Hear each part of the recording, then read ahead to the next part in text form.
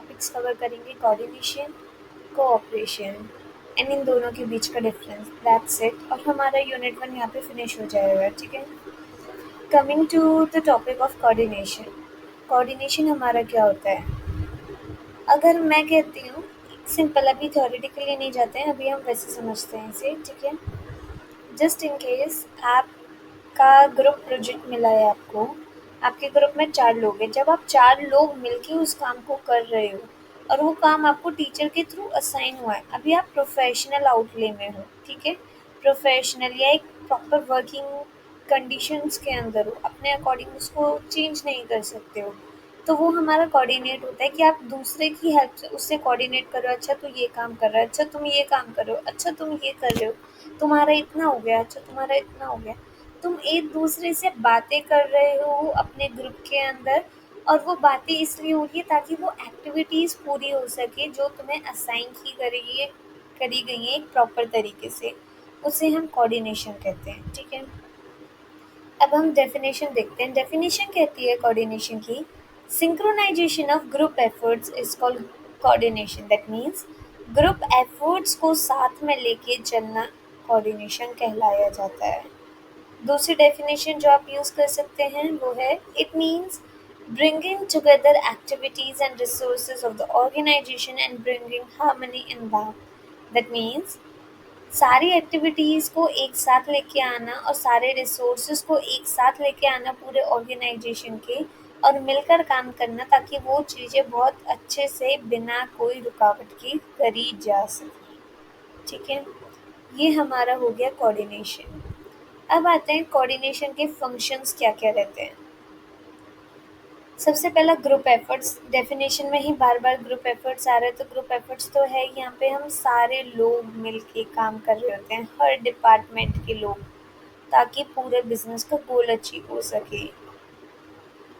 Second, ये चीज़ हमेशा याद रखना, अगर आपको कोई भी पॉइंट याद नहीं आ रहा है और आप मैनेजमेंट के फीचर्स, इम्पोर्टेंस, फंक्शंस कुछ भी लिख रहे हैं, कॉन्टिन्यूअस, परवेसिव, ये 2 ऐसे फंक्शन हैं जो आप हर जगह यूज़ कर सकते हो, ठीक है। Fourth one is purposeful. Purposeful हमारा कोऑर्डिनेशन एक पर्टिकुलर गोल को अचीव करने के लिए किया जाता है। अगला, ये हमेशा आपको फॉर्मल ऑर्गेनाइजेशन में देखने को मिलेगा। नेक्स्ट वन इज, ये क्या करता है कि इंडिविजुअल खुद के लिए काम ना करके एक टीम की तरह काम करता है ताकि गोल अचीव किया जा सके, ठीक है। Now coming to the next one, that is importance of coordination. Coordination की क्यों ज़रूरत होती है? व्हाट इफ, इमेजिन करते हैं सिनेरियो, एक बहुत बड़ी ऑर्गेनाइजेशन है, बट वहाँ पे कोऑर्डिनेट, मतलब बहुत बड़ी ऑर्गेनाइजेशन है बट वहाँ के लोगों में कोऑर्डिनेशन जैसी चीज़ नहीं है, तो आपको क्या लगता है वो बिजनेस सक्सेसफुल है? आप सोचने का टाइम ले सकते हो। ऑब्वियसली नहीं, ऐसा बिजनेस कभी भी सक्सेसफुल हो ही नहीं सकता। रीज़न बिहाइंड दिस इज, क्योंकि जो हमारा बिजनेस अगर हम कर रहे हैं, हमें चाहिए सारे जो भी हमारे डिपार्टमेंट्स हैं उनके बीच में प्रॉपर तरीके का अंडरस्टैंडिंग लेवल, कम्युनिकेशन लेवल हो, एक दूसरे से वो अपनी बातें कम्युनिकेट कर पाएँ ताकि चीज़ें अच्छे से हो पाएँ। तो कोऑर्डिनेशन बहुत ज़्यादा ज़रूरी हो जाता है, ठीक है। हम इसको पढ़ते हैं, क्या बोल रहा है। Size of the organization is large. Coordination हमारा ज़रूरी पड़ जाता है जैसे जैसे ऑर्गेनाइजेशन का साइज बढ़ता जाता है, उसके अंदर काम कर रहे लोगों का काउंट बढ़ता जाता है, ठीक है।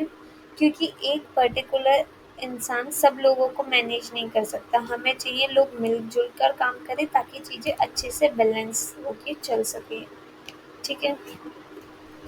Now the next one is functional differentiation, ठीक है।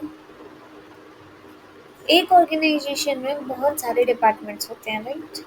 बट व्हाट इफ, जैसे सपोज करते हैं एक फाइनेंस डिपार्टमेंट है, एक एचआर डिपार्टमेंट है, इन दोनों डिपार्टमेंट की आपस में बातचीत नहीं है, तो आपको क्या लगता है वो बिजनेस सक्सेस कर पाएगा? नहीं, क्योंकि फाइनेंस वाला अपने हिस्से का काम करेगा और वो चीज़ एचआर को बताएगा नहीं। अगर उसने कोई चेंज किया है, सैलरी में इंक्रीमेंट किया है या डिक्रीमेंट किया है किसी किसी की, और वो एचआर डिपार्टमेंट को बताया नहीं, तो क्या एचआर डिपार्टमेंट एम्प्लॉयज़ को जवाब दे पाएगी? नहीं। वो एम्प्लॉयज़ को जवाब नहीं दे पाएगी, क्या एम्प्लॉयज़ उस कंपनी में रुकेंगे? नहीं।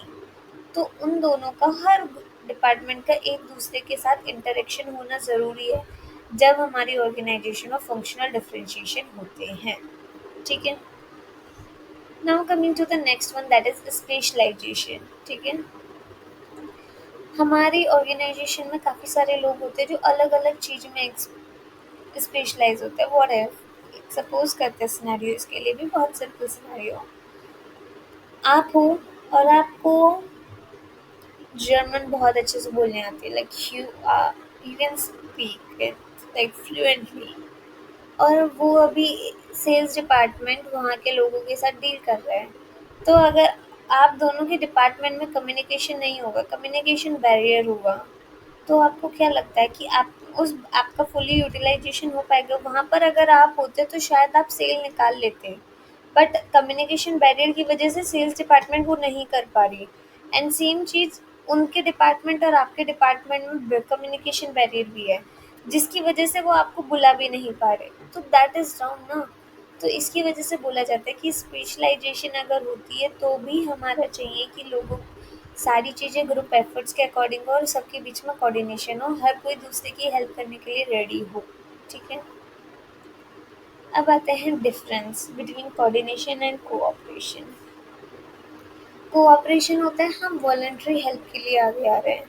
सपोज मेरी एक फ्रेंड है and she is feeling sick, but उसका काम रहता है, मैंने उसको वॉलंटरी बोला इट्स ओके, मैं तेरा काम कर देती हूँ, तू रेस्ट कर। दैट इज़ कोऑपरेशन, मैं कोऑपरेट कर रही हूँ उसके साथ। वाइल कोऑर्डिनेशन में हम होता है हम किसी पर्टिकुलर गोल को अचीव करने के लिए मिलजुल कर काम कर रहे होते हैं। ठीक है। कोऑपरेशन नैरोअर स्कोप है, कोऑर्डिनेशन वाइडर स्कोप है। ठीक है। कोऑपरेशन में ऐसे कोई ऐसा स्पेसिफिक गोल नहीं होता, बट कोऑर्डिनेशन में स्पेसिफिक गोल होता है। कोऑपरेशन कॉन्टिन्यूस अप्रोच नहीं है, मैंने अभी हेल्प करी, ज़रूरी थोड़ी है मैं नेक्स्ट टाइम भी हेल्प करूँ। That is completely up to me, right? So वो कॉन्टिन्यूस नहीं है, while coordination is a continuous process. Cooperation informal जगह में पाई जाती है, कोऑर्डिनेशन हमारी फॉर्मल जगहों पे पाई जाती है। ठीक है। अब ये मैं आपको केस स्टडी दे रही हूँ। इसका यहाँ पे ये जो 2 क्वेश्चंस दे रखे हैं, case study 1 and case study 2, एक बार इनको देखना और मुझे इसका आंसर कमेंट डाउन करना। I just check it out.